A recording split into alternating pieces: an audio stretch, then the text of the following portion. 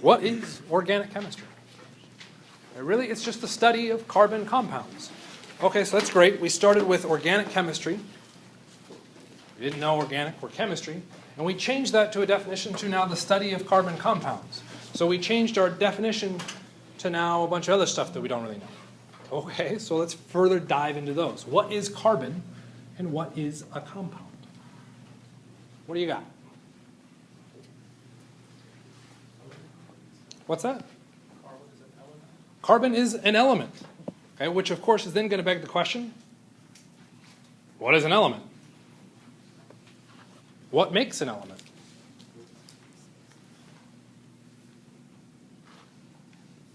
Poof, element. I make elements. Only one type of atoms. Okay, so an element is a specific type of atom. Okay, then what makes an atom? Okay, we have protons, neutrons, and electrons. Okay, and eventually we stop going into this, but what are protons, neutrons, and electrons? Don't tell me subatomic particles.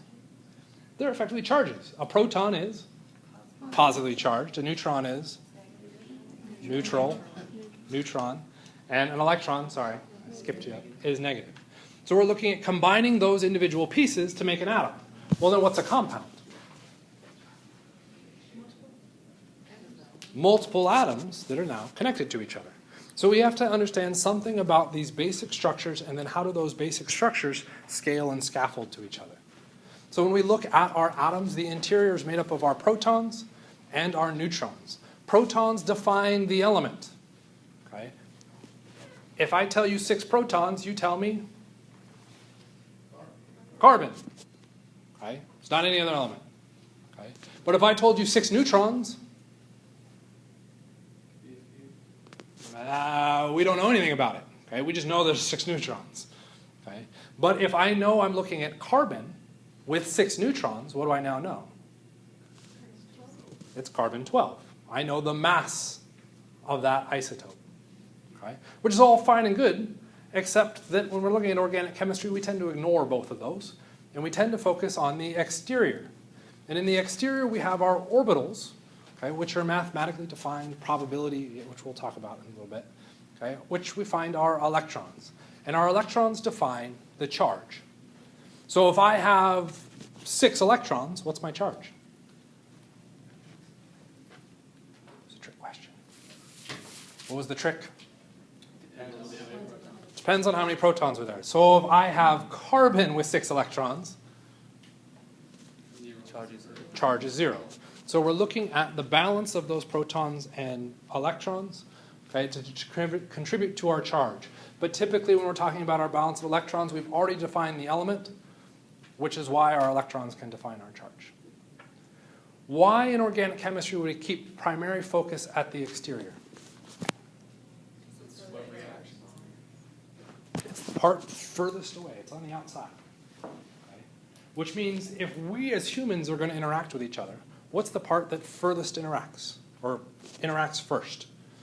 Okay, so when we all first met each other, right, we immediately ripped our hearts out of our middle of our chest and did a little heart bump. Put it back in. No, what interacted? Outside of our bodies. Okay? Our exteriors. So it's really the electrons that are going to drive everything in organic chemistry. Yes, the electrons need to be attracted to something, and that is our nucleus, okay, with our protons, but it's how those electrons get there and what they're doing in that process that really drive organic chemistry. Okay? And that becomes particularly fun, because where did our electrons exist? Orbitals. Our definition of orbitals was mathematically defined probability shapes. Oh, that becomes a bit rough. Okay? So we're now looking at mathematics, already jumping straight into this and now messing with the whole system. Except what we do is very superficially kind of say, well, the mathematics says it looks like this, so I'm just going to look at that. I'm just going to look at the result of that. And you want to do that. You don't want to look at the mathematics. Okay? But that gives us our shapes, that gives us our electrons. We can then start to see how those things can interact. So how do I move from the atom to a compound? What has to happen? I have to bring in another atom.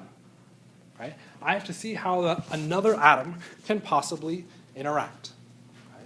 Before we even get there, where do our electrons exist? We have our orbitals. If we were to place our 6 electrons in here, where would we place them? We go to the inside first. Why? Why is it lowest energy? Why is closest to the nucleus matter? I like that better. Neutral. Okay. Everything in life is striving for neutrality. Okay. We tend to ignore radicalism. Okay. It's not a good thing. It's very unstable. Okay. It causes all sorts of bad things to happen. Same thing is happening in chemistry. An electron is inherently a radical because it is negatively charged. What is a proton? Inherently a radical because it's positively charged. So I need to get those things as close to each other as possible to neutralize. Okay, if I put them immediately on top of each other, they annihilate, and, well, we exist, so clearly that doesn't happen. Okay. They have to exist somewhere outside it, somewhere nearby. The closer it is to it, the more I've neutralized those respective charges. That neutrality is a good thing. Where do I put the second electron? Why the same orbital? What happens when I put a negative near a negative?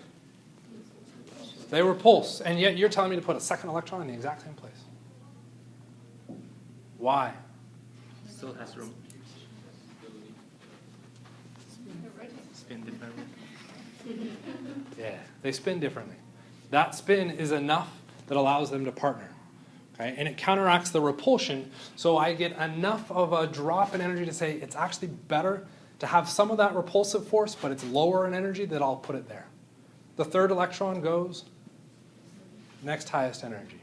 Fourth electron, same spot. Fifth,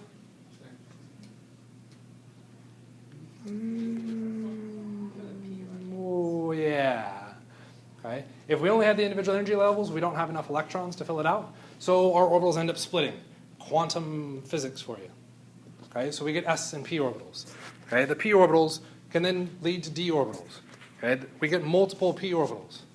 Okay, so we're building our atoms outward from our electron configurations. Okay, we get these fancy pictures that come out of that, and as much as I really actually want to talk about this and not all that syllabus nonsense, oh, we have to stop.